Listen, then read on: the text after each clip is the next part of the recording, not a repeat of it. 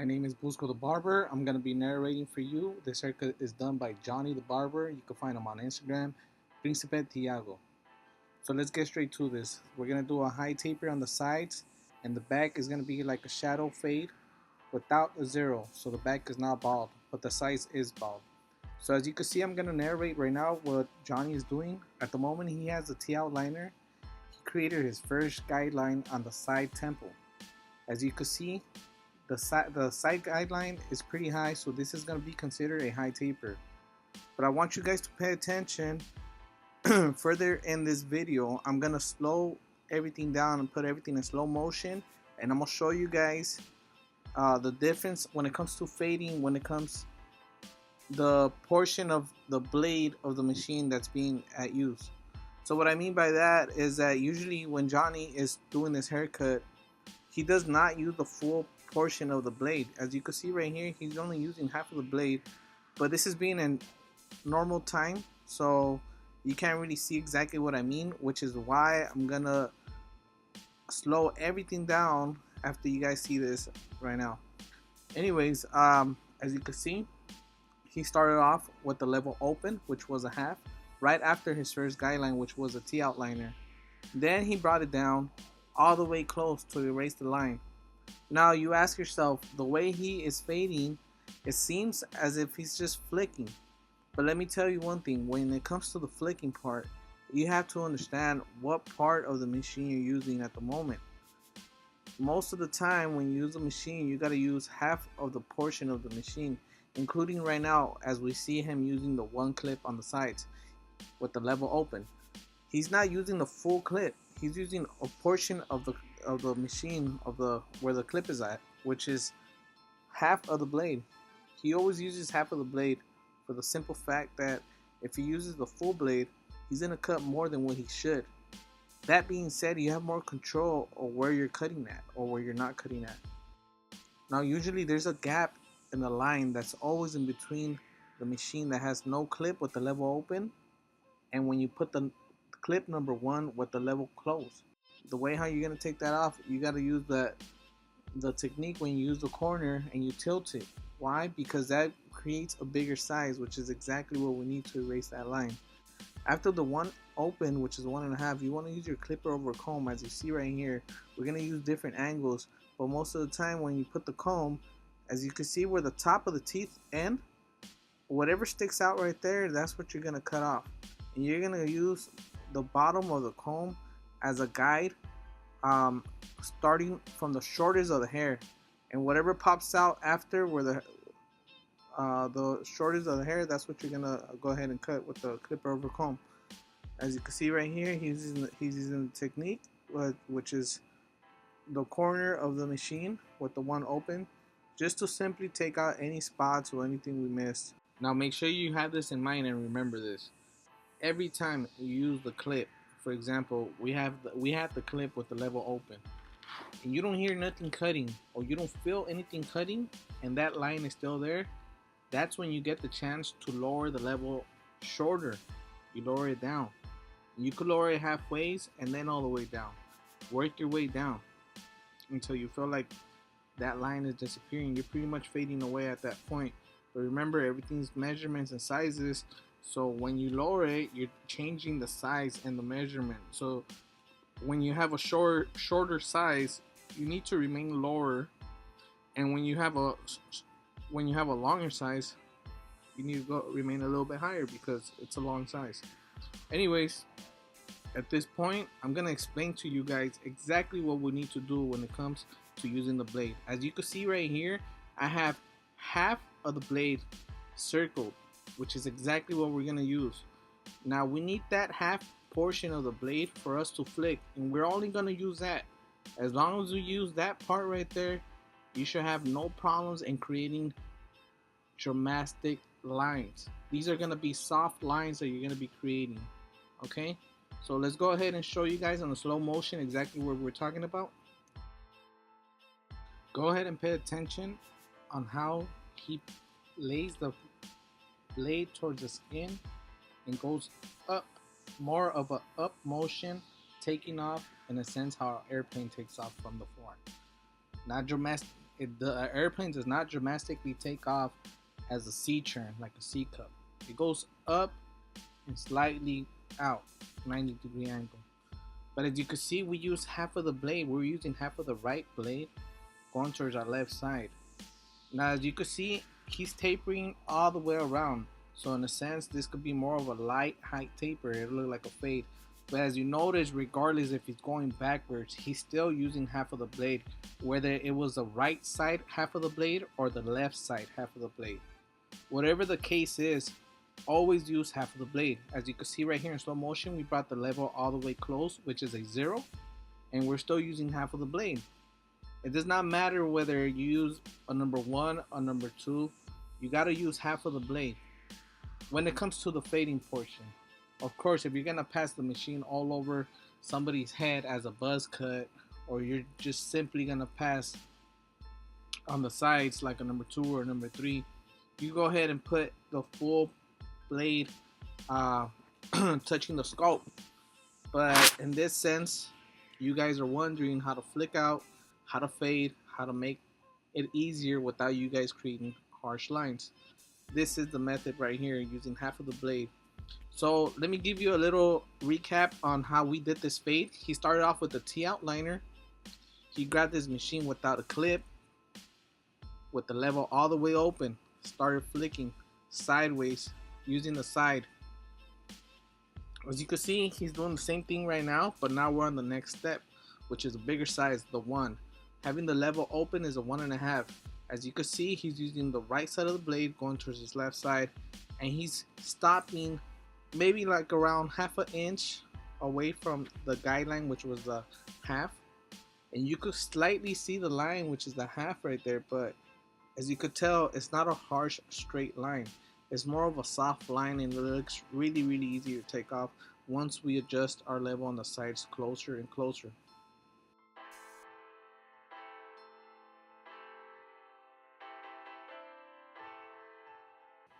As you can see right now, we have the level all the way close, which makes this size a number 1. And it does not take off the half line, but it is really close to taking off the half line. But it does leave a soft line, which we're going to show you how to take off right now. Now, there's 2 ways how to take off the half line, which is in between the 1 and the half. One way is using your gray clip, which is your 1/16, your half, whatever you guys want to call it. Usually you put the level in the middle. This way that you're seeing right now, this is no clip, level open, but pay attention to how we have the machine tilted and how we're only using at least 3 to 4 of the teeth from the side. Why are we doing this? The reason why we're doing this is because when you have the machine sideways, as you see right now, tilted, and we're only using a smaller portion of the blade, that creates a bigger size. In a sense, this is a size, it could be either a 1 or it could be like your gray clip, which is your 1/16 with the level in the middle. At the end of the day, using this technique will save you a lot of time. Why? Because you don't have to grab your gray clip to blend out that line. But I do recommend, if you're going to do this technique, exactly where you see the spots of the half line, that's exactly what you're going to touch and pull out. That's it right there. That's where you're going to blend. You're not going to go way higher than that. And that's how you take off that line. Other than that, you use the same method if there's a line in between the short 2 and the 1.5, or your white clip, which is your 3/16. If there's a slight line in between that and your 1 open, you use this method using the side, and it creates the size bigger. Now that we got the side taper down, as you can see, we use a China pencil to enhance the sides. Now, one thing about the China pencil, let me explain to you guys something. There's 2 ways of using the China pencil. Okay, one way is outlining first whatever you're gonna outline, and then enhancing whatever you outline with the China pencil, and then coming back with the blade just to retouch it so it can be straight. That's one way. That's one way you could do it, so you could assure yourself, regardless when the customer goes home, washes his hair, and the enhancement is not there no more, you could assure yourself that the outline is going to be as crispy as it should be, whether you would have used the China pencil or not. Now, when you have plenty of experience doing lineups, beards, whatever the case is, um, you could put the China pencil and use that as a guide, knowing where to stop, and your outline, whether he washes it or not, is still gonna be very, very, very straight. If not, the straightest possible. Why? Because the China pencil helps you as a guide, knowing how far you shouldn't go or where you should stop. Regardless, if you're gonna use the China pencil, please make sure you do not outline just to outline. If you're a beginner using the China pencil, go ahead and do your outline first with your blade, and then come back and fill in the gaps and retouch everything with the China pencil. Other than that, that's a little secret that a lot of barbers are not going to tell you.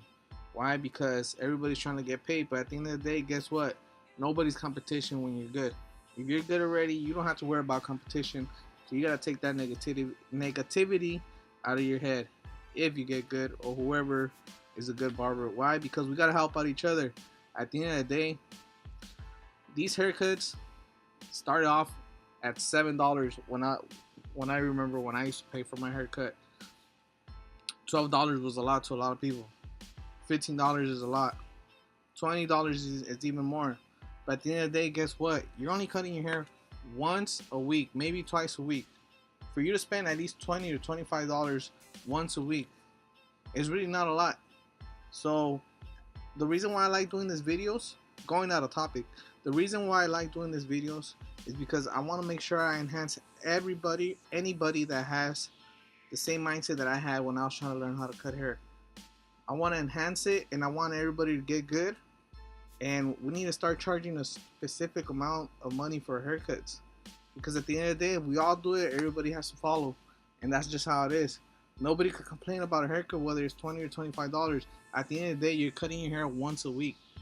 That is not a lot of money. So we all have to get in the same boat, and you know what? We need to help out each other. We got to do it for the future, and the future barbers, and we gotta make a change, because if we don't do it, nobody's gonna do it. So we all need to be in the same mindset. So that's pretty much my idea on that, and if it was up to me, I would prefer for everybody to charge no lower than $20 a haircut in the future. So when people charge $25 or $20, it's not a big deal to a lot of people. It's a big deal because we still got barbershops that charge like $5, $7, $10, and that's kind of outrageous, because people think when you cut hair and you cut hair good and you got it on lock, they automatically think cutting hair is nothing. It's something simple. You should charge me like $7. But no, it took you that long to perfect that craft. And you go to another barber and they're going to mess you up. It's not fair for barbers that have a lot of experience to still charge $10 to $12 just so they can have customers. No, we all need to charge the same. Anyways, going back to the haircut. As you can see, he hairstyled the whole haircut, and yeah, this is kind of like the finished product. We did the beard, we did the high taper. As you can see, Johnny, he's a beast, sick ass barber. If you want to go check him out, like I said, he has an Instagram. You could follow him at Príncipe Tiago. You can go ahead and follow me as well. My name is Busko the Barber. My Instagram is Busko5150cuts. You could go ahead and check me out right there. I cut hair as well. Most of the time, I don't even have time to film myself. It's kind of easier for me to film others. I do have a couple videos on mine, and I am planning on doing more videos. But my whole point of my channel is not about me. It's not about me. It's about you guys. And what I mean by that is this: when I wanted to go learn how to cut hair, the one thing I realized was I need to be around the best barber. Why? Because this is a copycat game. I see you, I copy that, and that's how I learn. I see a good barber, I copy his technique. That's how it's gonna be. So what's my mission? My mission is to put the best barbers in one channel, and pretty much narrate how they're cutting hair, explain to you guys the whole knowledge, and at the end of the day, maybe this tutorial might not be the best tutorial for you, but maybe another tutorial that I have could be very easy for you to understand, because it's a different technique, it's a different barber. At the end of the day, all these techniques work and they all give you a great result. But I do understand everybody has a different machine, everybody has a different technique. Now you might have a masters, and this masters, I have a video with that machine. You might have a wand, I have plenty of videos using the wand. I have videos on a fast feed. Whatever the case is, these videos are here to help you out. If you really want to learn how to cut hair, I suggest you go grab a notebook, because I write down everything you guys need to do. I write down exactly where you put the level, what size, how far to go. So what you need to do, grab a notebook and make sure you write down all these notes that I'm writing for you guys. Alright, you guys got to take advantage of this, because at the end of the day, nobody's trying to do this. You don't see a lot of barbers doing this. The only barbers that are doing this right now, you got to be very appreciative towards them. Because I'm going to be straight up, it doesn't pay the bills to make these videos. So anybody that's making these videos and taking the chance to edit these videos and all that, believe this, it's coming from the heart, and these people really want to help you out. So go ahead and grab a notebook and write all these things down. Other than that, my name is Busko the Barber. I hope you enjoy this narration and learn a little bit from it. Other than that, this is Johnny the Barber finishing the back of the taper. And I'm going to go ahead and let you guys see what he's doing, and the ending result is here. So check it out. My name is Busko the Barber. Find me on Instagram, 5150cuts. Oh no, that's my YouTube channel. You can find me at Busko 5150cuts. YouTube channel is 5150cuts. This is Johnny the Barber. You can find him at Príncipe Tiago. And yeah, go ahead. Any questions, go ahead and ask me on my Instagram or through YouTube. And I'll go ahead and help you guys out. Alright, peace out.